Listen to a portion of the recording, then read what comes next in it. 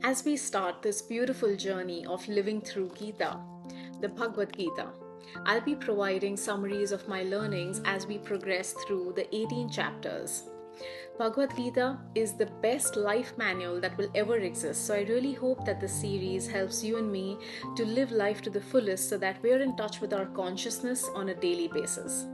Chapter 1 of the Bhagavad Gita sets the stage between Lord Sri Krishna and his dear friend and devotee Arjun in the battlefield of Kurukshetra, where Arjun is torn between his duty to fight as a warrior and his moral dilemma about fighting the war itself because it's against his own family. This chapter will highlight the inner conflicts that Arjun experiences, which sets the stage for Sri Krishna to provide guidance of how do you overcome these inner conflicts in the following chapters.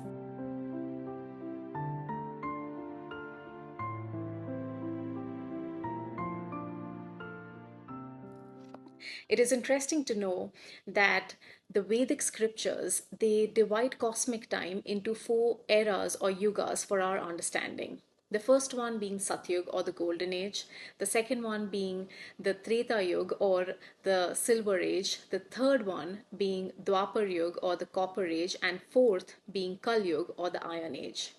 The duration of each yug decreases with time, so Satyug is the longest and Kaliyug is the shortest.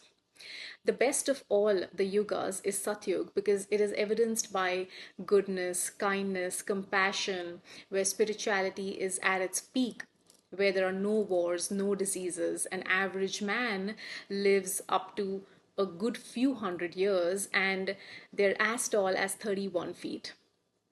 As time goes on and we go to the second era, which is the Tretayug, the mode of goodness starts diminishing. Emperors rose to dominance to conquer the world, so material desires started to creep in. The average person didn't live as long as, and they weren't as tall as those in Satyug. Then, as time went on, and we go to the third era, which is the Dvaparyug. This is where the person started losing the connection with themselves. This is where diseases, discontentment became more frequent. An average person lived for up to 100 years. Then finally comes Kaliyug, or the age of ignorance, in which you and me are living in today.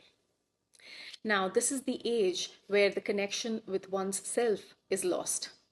And hypocrisy, diseases, instability, emotions like anger, greed, fear, jealousy, ego, pride, illusion is all at its peak.